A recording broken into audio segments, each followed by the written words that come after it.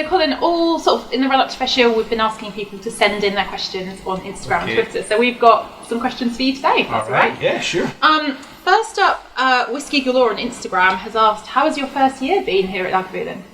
Quick. It's gone so quickly. It's been a busy year because we actually, myself and my wife, had a second daughter as Congratulations. well. Thank you very much. So home life has been very busy, but fantastic, and we're so settled on Ìle. It's a great place to bring up children, and it just ties in well with work. It's been a fantastic year, a great team here. We launched some great liquids as well with the Game of Thrones bottle, the 9-year-old.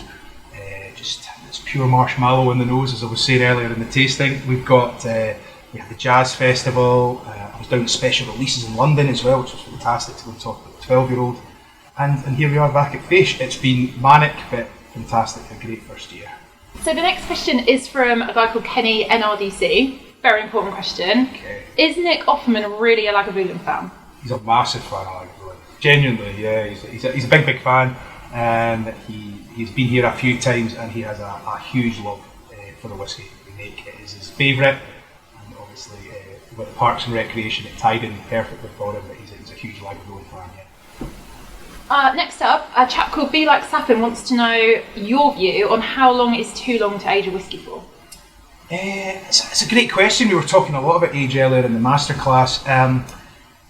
I've been lucky enough to try some phenomenal whiskies actually, and I was doing a Malt Advocates course that we do in Diageo last year, and I have a duty paid warehouse at Lochnagar. It's my idea of heaven. You can go in and you have to be invited. You can't just go and help yourself. Can't just rock up. No, afraid not. But in there they had a Cardew 42-year-old, and everyone was instantly drawn to it. But completely over matured, unfortunately, just tasted almost like a leather bag. It would have just taken over completely. Heartbreaking. I know, and that's the thing, of course, it all depends on how active the cask is. So a first fill or a refill that is very active, you're not going to be able to mature it as long.